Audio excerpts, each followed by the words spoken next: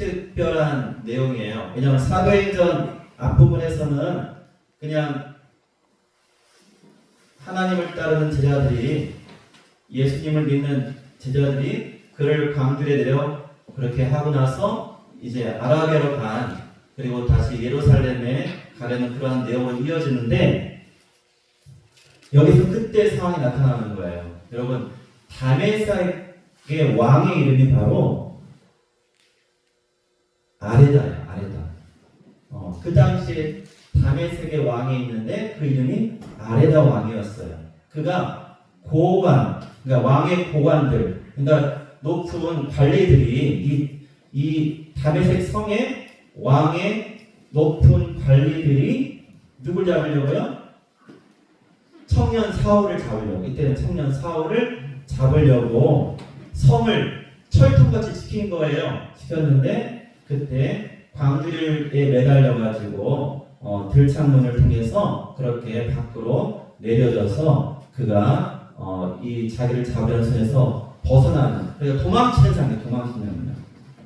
자, 도망치는 자는, 자, 누가 도망칩니까? 강한 자가 도망칩니까? 약한 자가 도망칩니까?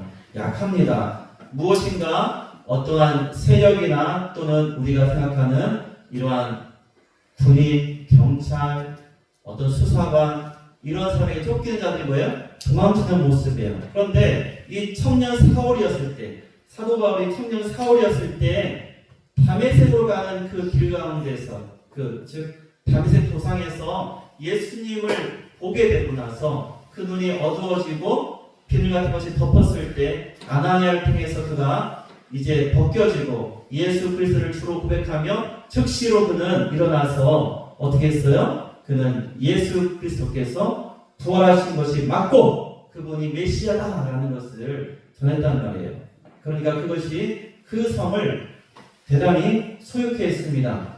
왜냐하면 그 성은 이미 알고 있었어요. 뭘 알고 있었어요? 저 예루살렘에서 이 성 가운데 예수 믿는 자들을 잡아가려는 청년 사울을 중심으로 한 이제 군사들을 이끌고 오는 것을 알고 있었을 그러한 상황에서, 그런데 그가 와가지고 전혀 엉뚱한 그러한 모습으로 도리어 예수를 증거하는 이것이 크게 그들을 당황케 했습니다. 그리고 그 다메섹 성에 있던 유대인들, 그러니까 율법주의 유대인들, 아직 예수를 믿지 않는 그들이 이미 다메섹 성의 높은 관리들과 이미 마음을 통하고 그런 모든 타등을 아빌려가지고 원래는 이 청년 사울을 도와서 이 숨어있는 그 예수 믿는 자들을 잡는 것을 계획했는데 그것이 아주 악에 바뀌어요. 뭘 바뀌어요? 이 청년 사울 한 사람을 잡아야겠다라고 그렇게 바뀐 거예요. 그래서 이 사람을 잡고자 철통같이 하였다. 지금 이 내용이 오늘 읽은 그 상황입니다. 자, 보세요. 우리가 아는 사도 바울은 얼마나 큰 능력자냐, 얼마나 우리 초대 기독교에서 이 사도 바울을 빼고서 우리가 얘기하기가 어려운 그와 같은 구약에서의 모세, 신약에서의 사도 바울. 그런데 그 사도 바울이 예수님 알고서 예수님을 믿고서 예수를 증거하는 그 첫 장면에서 그는 한없이 나약하고 어쩌면은 도망쳐야만 살 수 있는 그런 연약한 존재였다는 거예요. 그런데 이것이요, 부끄럽게 여기는 것이 아니라 이것을 고백해요. 나 사실 그랬어. 나 사실 그랬어요. 아니, 예수가 부활이요 생명이고 예수 안에 참된 능력이 있고 예수가 우리를 참으로 구원하시는 메시아라는 것을 믿는다면 왜 도망가요? 아니, 거기서 순교, 누구처럼? 스데반 집사처럼 자기가 돌 쳐서 죽이는 그 자리에서 옷을 맡아 증인으로 섰던 바로 스데반의 순교와 같이 자기도 다메섹에서 죽어야 되잖아요. 그런데 죽지 못했어요. 여러분, 이런 것들은요, 어쩌면 그들에게는요, 마음속에 뭐처럼 부끄러움과 또는 자신의 마치 허물처럼 느껴질 수도 있었어요. 그런데 사도 바울은요 이제 고린도 교회들에게 자신의 그 과거에 처음 예수를 알았을 때 내가 예수를 알고 예수를 전하고자 하는 열정이 있었고 분명히 그렇게 외쳤지만 그러나 여전히 한편으로는 두려움도 있었고 뭐한 사람이에요?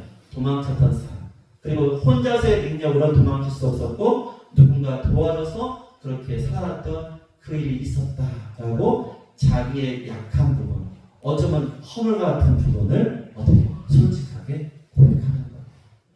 여러분, 처음 예수 믿었을 때, 또 예수 믿어오면서 살아가면서 내가 주 안에서 열심을 갖고 예배하고 또 전도하고 내가 찬양으로 또 주방에서 여러 가지 또 교회 학교에서 여러분 우리가 얼마나 많은 봉사들을 할 수 있어요. 그런데 그렇게 하다 보면은 뭐 하기도 해요. 실수하기도 하고 또 때로는 문제도 일으킬 수 있어요.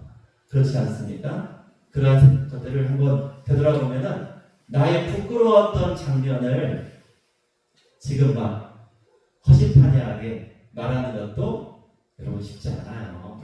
그게 쉽지 않은 거더라고요. 그런데 사도 바울은 지금 자신의 바로 가장 연약하고 약했던 바로 그때의 얘기를 부끄러움을 무릅쓰고도 이렇게 말합니다. 왜냐하면 바로 이와 같은 약함을 통해서 우리 그리스도의 능력이 나타났던 그러한 놀라운 일을 지금 말하고자 하는 거예요. 세상이 말하는 능력과 하나님이 주시는 능력은 다릅니다. 세상은요, 스스로 내가 노력해서 내가 이뤘다 라는 것을 막 자랑하고 그것을 밝히 많은 사람들이 알아주기를 원합니다. 그런데요, 하나님은요, 인간의 그러한 교만과 인간 스스로 내가 뭔가 해냈다, 내가 하였다라는 그러한 자랑을 내려놓고 그 한 자아가 무너질 때, 그리고 하나님 앞에 겸손해질 때, 그때 비로소 하나님의 능력을 나타내신다는 거예요. 고린도후서 12장 7절과 9절을 보면요, 사도 바울이 3번 죽게 간구했다고 해요. 뭘 간구했어요? 자기의 약함을 고쳐주시기를. 그에게는 가시와 같은 것이 있다고 했습니다. 이것에 대해서 여러 가지 이야기가 있어요. 눈이 너무 안 좋아서 눈이 안 좋았다. 그래서 우리가 알듯이 성경에서 이렇게 큰 글씨로 쓴 것을 보라. 왜냐하면 사도 바울이 눈이 안 좋아요. 뭐 그때는 안경이 없었잖아요. 그러니까 가까스로 이렇게 볼 수 있기 때문에 크게 쓰지 않으면 안 되는 그러한 눈에 안질과 같은 것이 있지 않았을까. 또 하나는 사도 바울이 우리가 여러분 요즘엔 잘 못 보는데 저 초등학교 다닐 때, 중학교 다닐 때요, 반에 가끔 한 명씩 간질로 쓰러지는 애가 있었어요. 있으셨죠? 있었어요. 저는 봤어요. 그러면은 무섭더라고요. 그 순간 막 거품도 불고 아이가 막 경련을 일으켜, 경계를 일으켜요. 그런데 조금 지나면요, 언제 그랬나요? 정상으로 돌아와요. 그래서 이 사도 바울이 간질 증상이 있지 않았을까? 그것이 그에게 어떤 복음 증거하는 데 있어서 어려움이 있어서 그가 또 그러한 자신의 약함을 통해서 도리어 그리스도의 영광을 또 가리지 않을까 이게 걱정되니까 그가 3번 간절히 기도했다. 간절히 적당히 하나님 고쳐주세요가 아니라 정말 그가 간절히 기도했어요. 그런데 그때 우리 주님이 말씀이 뭐라고 하세요? 나의 여러 약한 것들에 대하여 도리어 뭐예요? 자랑하게 되는 거예요. 왜냐하면 내 능력이 약한 데서 하나님 그리스도의 능력이 온전하여진다라고 우리 하나님이 그에게 말씀해 주신 거예요. 내가 약하지? 바울아, 너의 약함, 그 약함으로 인해서 바로 그때 나의 강함이 너를 통해서 역사할 수 있는 것이야. 그래서 제가 한번 말씀드렸던 거 기억나실까요? 제가 아는 목사님 한 분이 눈이 아파요. 안경 썼어요. 근데 사회생활에도 지장이 없어요. 근데 1년에 한 번 아파요. 1년에 한 번 아프면요, 일주일 들어 누워요. 이 눈이 아파가지고. 그래서 저는 그때, 사도 바울이 아팠던 그 눈의 병이나 어떠한 그런 고통이, 우리가 지금 다 정확히 이 성경에 우리가 추측하는 거지 정확히 알지 못하잖아요. 그렇게 눈이 아파서 들어눕는 젊은 사람인데도 불구하고 그런 일이 있었어요. 지금도 목회하세요. 잘하고 있어요. 그런데 유명한 육체의 가시가 그 얘기도 있어요. 그 목사님도 자기에 대해서 간증을 할 때 자신의 이런 눈의 이러한 연약함이 이 사도 바울에 빗대어 가지고 많이 생각을 하더라고요. 그러면서 말하는 게 뭐냐? 이것으로 인해서 내가 나를 돌아보고 겸손하게 하나님을 바라볼 수 있게 해준다 라고 그렇게 고백해요. 여러분, 목사들이, 성공한 어떤 사역자들이, 여러분 어떻게 볼 때는요, 자기 잘나간 것에 자기가 모든 걸 이룬 것처럼 그렇게 나아가지 않습니다. 여러분, 그것이 어쩌면 여러분 교만이 바로 멸망의 그러한 선봉이 되는 거잖아요. 그래서 하나님께서는요, 사도 바울에게 그 가시에 대해서 없이 해달라는 그런 간구에 대해서 내가 내게 준 은혜가 너한테는 족한 거야. 그리고 내 능력이 너의 약함 가운데서 온전해진다라고 말씀해 주셨어요. 자, 온전해진다는 것은요, 무슨 뜻이냐면 완성되어진다, 드러난다는 거예요. 자, 온전해진다. 너의 약함으로 하나님의 은혜가 온전히 나타난다. 바로 하나님의 은혜가 드러난다는 거예요. 여러분, 그래서 약함 속에서 하나님께서 역사하시는 것을 우리는 소망할 수 있는 것입니다. 그래서 사도 바울이 말합니다. 그러므로 도리어 크게 기뻐함으로 나의 약한 것들에 대하여 자랑한다. 도리어 자랑해요. 나 백도 없어. 나 건강하지도 못해. 나 많이도 못 배웠어. 여러분, 세상에 말하는 약한 것들 있지 않습니까? 그런데 그것을 자랑할 수 있어요. 왜요? 그러한 약함 중에 하나님의 능력을, 그 은혜를 더욱더 사모하고 하나님을 의지하기 때문입니다. 나의 한계가 끝나는 자리, 그 약함의 그 자리가 여러분 하나님이 일하시는 바로 시작 포인트가 된다는 거예요. 하나님이 그때 나를 살리시고 나와 함께 하신다는 거예요. 자, 요한복음 12장에는요, 이 신자가, 구원받은 신자가 어떻게 살아야 되냐, 이러한 것을 생각해 볼 때 여기서는 죽으라는 거예요. 여러분, 요한복음 12장 24절 말씀 함께 보겠습니다. 요한복음 12장 24절 말씀.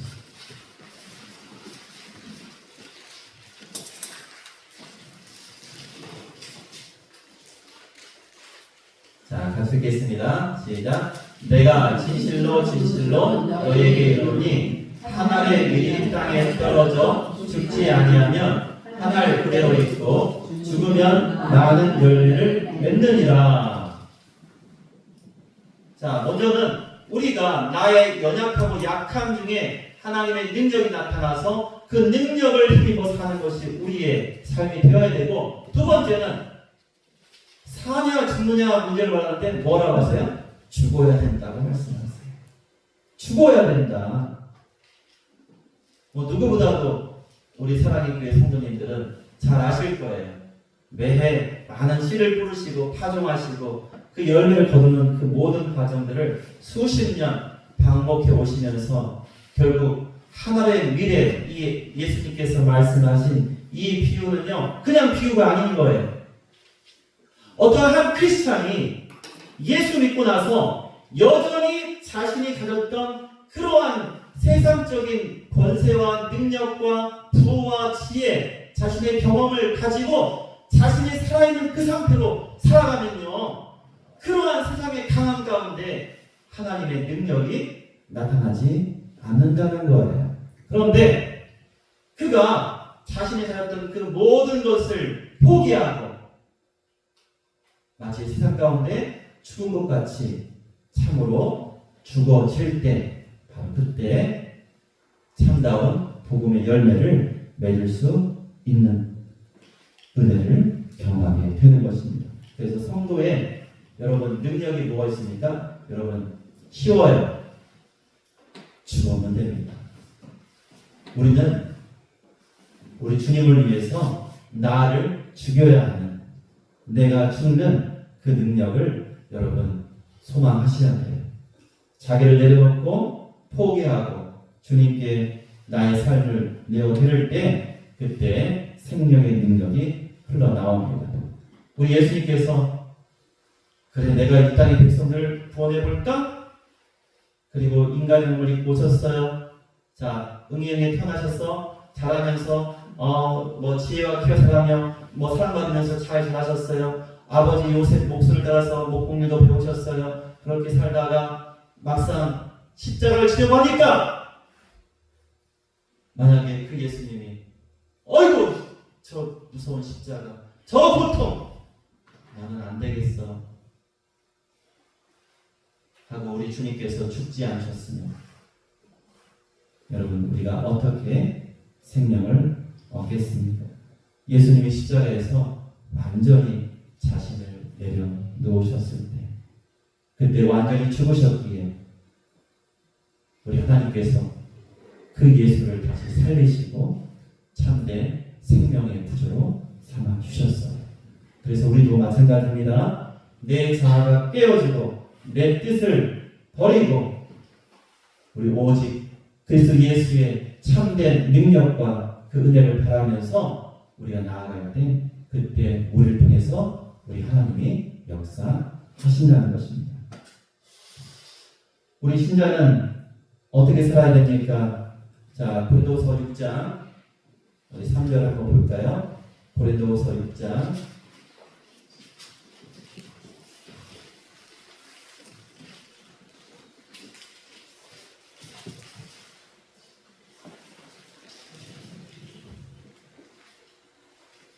자, 고린도후서 6장 3절부터요. 뭐가 나오냐면은 이 사도 바울이 자, 뭐 4절 보면 5절 보면 매맞고 갇히고 난동과 수고로움 여러분 가진 고난을 다 겪었어요.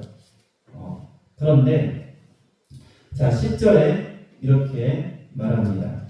여러분 10절을 같이 한번 읽어보겠습니다. 시작. 근심하는 자 같으나 항상 기뻐하고 가난한 자 같으나 많은 사람을 부유하게 하고 아무것도 없는 자 같으나 모든 것을 가진 자로다.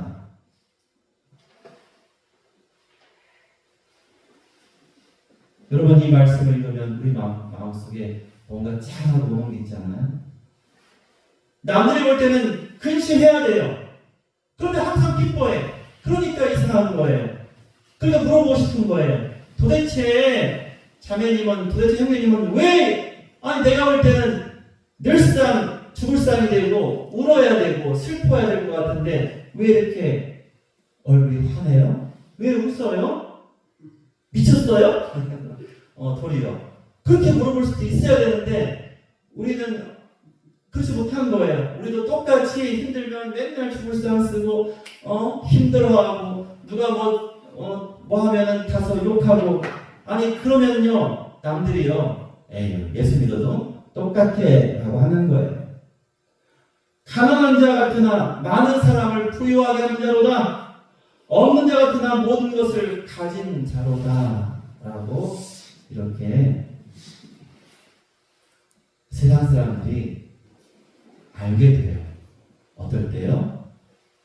나의 삶을 주께 맡기고 주님의 능력으로 사는 사람은요 그렇게 산다는 거예요. 그때 비로소 하나님의 능력이 역사한다는 거예요. 제가 월요일날 그 유영한 선교님을 만난 이유는 생일이어서 만나게 했어요. 내가 하도 바쁘니까 밤 9시에 만났습니다. 밤 9시. 근데 이런저런 얘기하다가 어떤 얘기를 하냐면은 이제 마을에서 두 분이 일을 많이 하시잖아요. 그러니까 이제 한 사람의 얘기를 들려주는 거예요. 누구냐면은 우리 최연수 원로님 돌아가셨어요. 돌아가신 최연소 원로님, 그분이 살아생전에 자신에게 뭔가 생기고 뭐 하면요, 그 마을 회관에 있는 예수 믿지 않는 사람들이잖아요. 많은 분들이. 그들에게 뭔가 나눠 먹어라, 뭐 써라, 이렇게 많이 주셨다는 거예요. 그렇죠, 부원사님. 그랬대요. 그걸 사람들이 기억한대요. 그걸 기억한대요. 아니 뭐 집집마다 100만 원씩 줬겠어요. 그런 게 안 했어요. 그런 게 아니잖아요. 뭐 수억 갖다 줘가지고 다 집 고치라 그렇게 했어요? 그게 아니에요. 여러분, 적은 물질. 그런데 사람들 마음에는요, 그것이 한 번, 두 번 이어지면요, 쌓이고, 그러면서 예수 믿는 사람들이 어떠한지를 그들이 기억한다는 것입니다. 여러분, 우리 모두가 사랑의 교회에 엄청난 다 집 가가고 전부 다 새 집으로 만들어주고, 여러분 이런 일을 해야 하나님의 복음을 전하는 것이 아니라, 오늘 이 6장 10절에서 말하는 것처럼 이러한 모습, 삶의 여러분의 얼굴에서 여러분이 매일같이 만난 사람들에게 어떠한 모습을 보여주느냐, 바로 그것이 우리가 이 땅 가운데서 하나님의 능력을 나타내는 척도가 되어진다는 거예요. 여러분, 그것을 우리가 잊지 말아야겠습니다. 여러분, 우리의 능력의 근원은 예수 그리스도 한 분이십니다. 그래서 고린도서 8장 9절에 우리 주 예수 그리스도의 은혜를 너희가 알거니와 부유하신 이로써 너희를 위하여 가난하게 되심은 그의 가난함으로 너희를 부유하게 하려 하시니라. 우리 주님께서는요, 모든 걸 다 버리셨잖아요. 하늘 보좌 영광을 버리셨잖아요. 이 땅에 오셨는데요, 여러분 12영 더 되는 천군 천사를 동원해서 예수님을 잡아 못 박는 그 사악한 우리를 다 처단하실 수 있었잖아요. 그러나 그런 권세도 주님은 쓰지 않으셨어요. 오직 생명을 구하시기 위해서 가장 낮아지시고 가장 비천한 자리까지 내려가신 그 주님, 그래서 어떻게 하셨어요? 우리를 부욕해 하시고 우리에게 생명을 주신 거예요. 여러분이 우리가 바로 그 주님을, 그래서 우리 주님이 살아가신 그 능력의 모습이 무엇인지 그 능력의 모습을 따라서 살아가야 되는 거예요. 세상의 권세와 세상의 부를 가지고 여러분 복음을 전합니까? 아닙니다. 그렇지 않아요. 가난해도 능력이 없어 보여도 세상의 평가 가운데는 우리가 해당되지 않는 그런 사람일지 몰라도, 그러나 진정으로 예수님이 가신 그 길을 따라갈 때 그 가운데서 참된 능력이 우리 가운데 나타나는 것입니다. 요한복음 14장에서 11절 12절에서 이렇게 말씀하셨어요. 내가 아버지 안에 있고 아버지께서 내 안에 계심을 믿으라. 내가 하는 일을 너희도 할 거다. 예수님이 이 땅에서 하신 일을 우리도 할 수 있다는 거예요. 그런데 또 한마디 더 하셨어요. 뭐라고 하셨어요? 그보다 큰 일을 할 거야. 더 큰 일을 너희가 감당할 수 있게 해주신다는 거예요. 누가 도와주셔서? 우리 하나님께서 우리를 도와주시는 거예요. 여러분, 여기서 큰일하면 세상의 업적이 아니에요. 예수님처럼 사랑하고 섬기고 복음을 전하는 바로 그리스도의 삶, 크리스찬의 삶을 살아가는 거예요. 신자의 능력은요, 자기 의지로 하는 그러한 삶의 능력이 아니라 예수 그리스도의 생명이 내 안에 역사해서 내가 그 능력을 힘입어서 살아가는 바로 그 능력을 나타내는 것입니다. 그래서 우리는 오늘 이 사도 바울이 자신의 가장 연약했던 그 한 장면을 보이면서 우리에게 알게 하고자 하는 것은 무엇입니까? 여러분이 약하다고 느끼십니까? 여러분 약한 것이 아닙니다. 여러분 약할 때 여러분이 하나님을, 예수님을 의지하십니까? 바로 그때 가장 강할 수 있습니다. 우리가 약하니까, 우리가 나이가 많고 또 경제적으로 또 어려워지고 우리는 세상적으로는 그러한 기준이 점점 더 힘들어질 수 있습니다. 그런데 그럴수록, 그럼에도 불구하고 더욱더 우리는 예수 그리스도의 능력이 우리 가운데 역사하여서 내가 바로 약할 그때 강함이라 하신 그 말씀처럼 우리 주님께서 우리를 붙들어 주실 것입니다. 오늘 나의 삶이 무너지는 것 같습니까? 여러분, 그런데 그 자리도요, 우리 주님 말씀하시는 거예요. 내가 너희에게 준 은혜가 족하다. 그럼 어떻게 해야 돼요? 아멘. 감사합니다. 아멘. 감사합니다. 제가 연약합니다. 감사합니다. 나에게 어떤 문제가 있습니다. 주님 감사합니다. 사도 바울 그 약함 속에서 그는 도리어 감사했습니다. 아버지 저도 감사케 하여 주시옵소서. 그러므로 제가 세 가지 단어 문장으로 도전드리겠습니다. 여러분, 약함을 부끄러워하지 마세요. 왜요? 그것이 하나님의 능력이 임하는 자리니까. 자, 두 번째, 자기 뜻을 내려놓고 하나의 미랄처럼 우리가 죽어야 됩니다. 썩어서 그래야 뭐합니까? 열매 맺습니다. 세 번째는요, 예수의 가난으로 우리가 부유하게 된 것처럼 우리 이 땅 가운데서 또한 우리의 가난함으로 또한 다른 사람을 부유케 하는 우리 주님의 길을 걸어가시는 우리 모두가 되시길 축원드립니다. 그래서 여러분, 진정 우리의 약함이 우리 주님의 강함이 출발하는 시작점이 되는, 그래서 우리의 약한 모습 속에서도 그리스도 예수의 능력을 다른 이들이 보고 감사할 수 있고 영원 누리는 그러한 하나님의 귀한 자녀들 다 되시기를 예수님의 이름으로 축원드립니다. 아멘. 감사합니다. 함께 기도하겠습니다.